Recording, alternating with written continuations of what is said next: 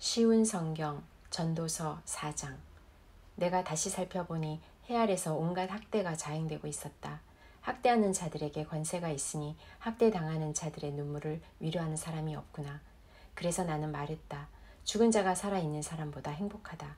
그러나 아예 세상에 나지 아니하여 해 아래서 행해지는 악을 보지 않는 자가 이 둘보다 더 낫다.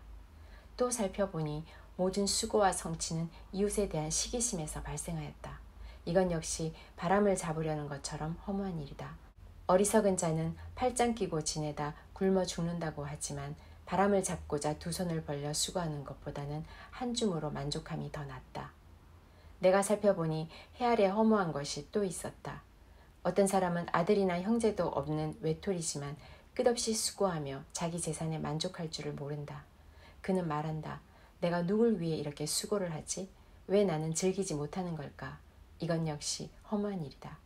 왜냐하면 두 사람이 한 사람보다 나은 것은 두 사람이 힘을 합치면 더 큰 일을 할 수 있기 때문이다. 한 사람이 넘어지면 다른 사람이 일으켜준다. 그렇지만 넘어져도 일으켜줄 사람이 없는 사람은 불쌍하다. 둘이 함께 누우면 따뜻해진다. 하지만 혼자라면 어떻게 따뜻해질 수 있을까? 혼자서는 원수에게 패하더라도 둘이라면 능히 방어할 수 있다. 세 겹으로 꼰 줄은 쉽게 끊어지지 않는 법이다. 충고를 싫어하는 나이 많고 어리석은 왕보다는 가난하지만 지혜로운 소년이 더 낫다. 나는 그런 젊은이가 왕이 되는 것을 보았다. 그는 가난한 집에서 태어났고 감옥에도 간 적이 있었지만 모든 사람들이 왕이 된 그를 따랐다. 그러나 그가 다스리는 무리가 수도 없이 많았지만 이후의 세대는 아무도 그를 좋아하지 않았다. 이건 역시 허무한 일이요 바람을 잡는 것이다. 전도서 5장.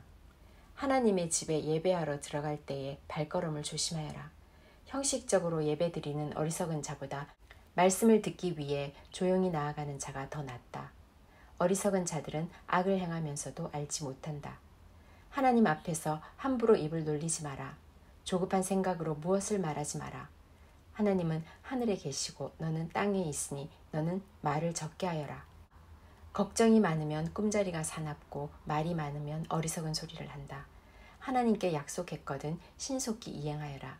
하나님은 어리석은 자들을 기뻐하지 않으시니 너는 약속을 지켜라. 약속을 하고 지키지 않는 것보다는 약속을 하지 않는 것이 낫다.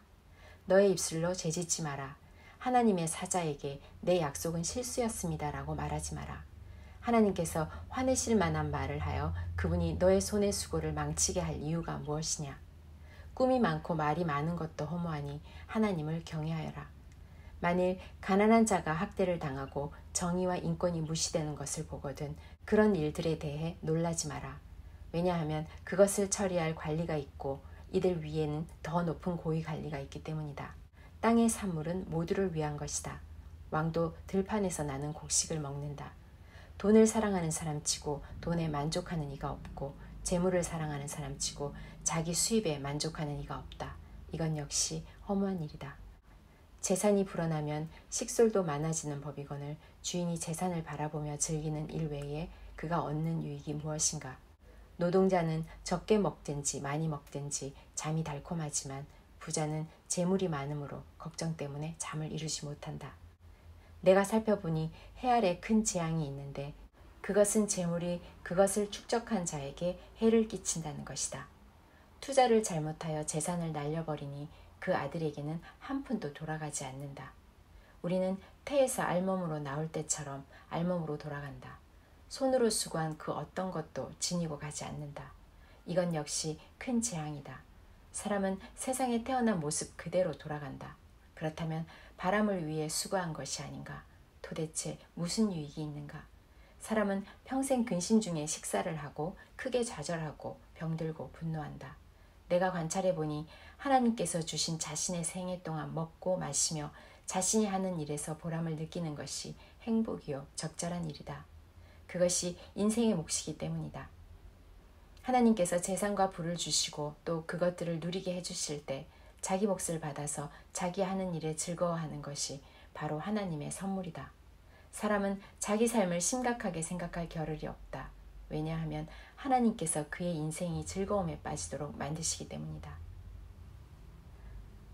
전도서 6장. 나는 사람들 가운데 흔히 일어나는 또 다른 악을 보았다.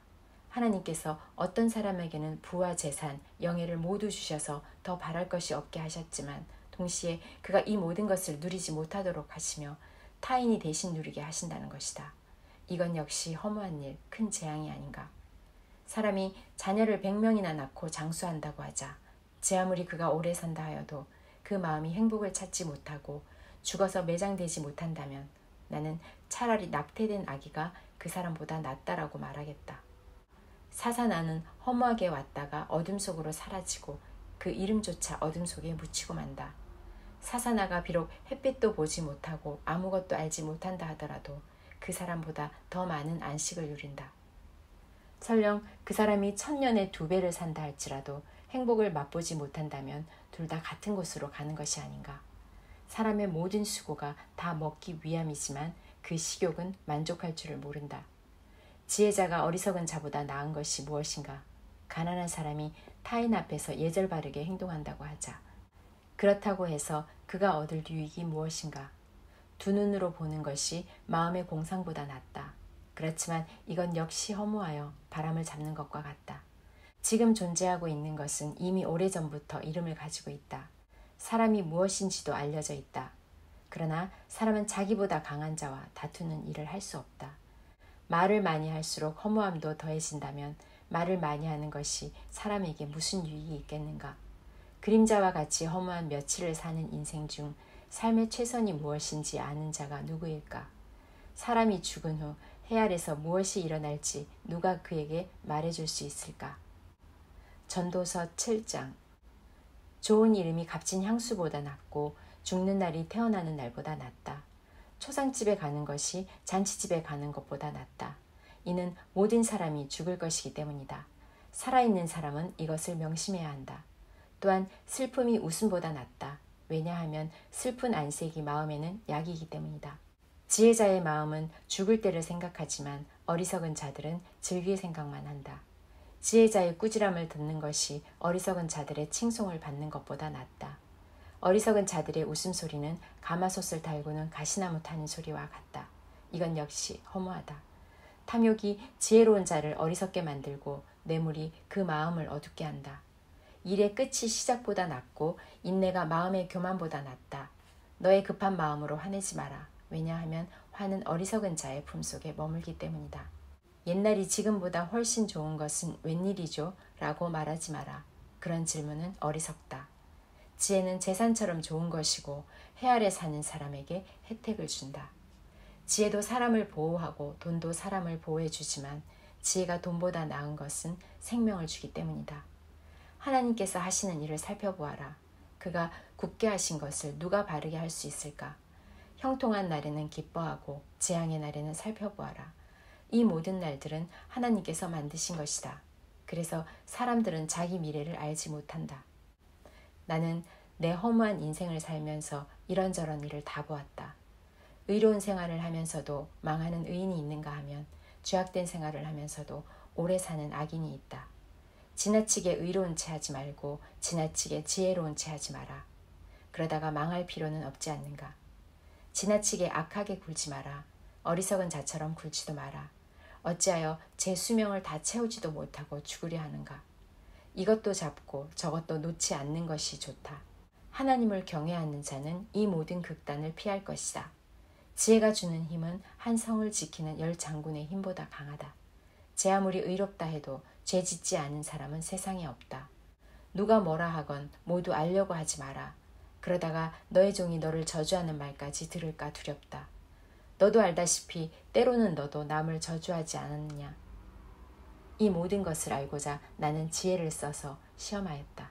정말 지혜롭게 행동해야지라고 했지만 그렇게 하기는 어려웠다. 세상 일을 알기란 너무나 어렵고 이해하는 건 역시 곤란하다. 누가 과연 이를 다 알 수 있으랴. 나는 거듭 마음에 작정하고 지혜와 세상 이치를 깨닫고자 공부하고 탐구하고 연구하였다. 그리고 악하게 사는 일이 어리석고 어리석음이 미친 짓임을 알았다. 내가 깨우친 것은 마음이 함정과 그물 같고 그 손이 사슬과 같은 여인은 죽음보다 무섭다는 것이다. 하나님을 기쁘시게 하는 사람은 그 여인을 피하나 죄인은 그녀의 함정에 걸리고 만다. 설교자가 말한다. 자, 이것이 내가 깨우친 것이다. 이것저것을 살펴 전부를 깨치고자 하였다. 지금도 찾고 있지만 아직까지 완전히 깨치지 못하였다. 1000명의 남자들 중에서 의로운 사람 1명을 찾았으나 여인들 중에서는 1명도 찾지 못하였다. 내가 깨우친 한 가지는 하나님께서 사람을 정직하게 만드셨지만 사람들이 많은 꾀를 찾았다는 것이다.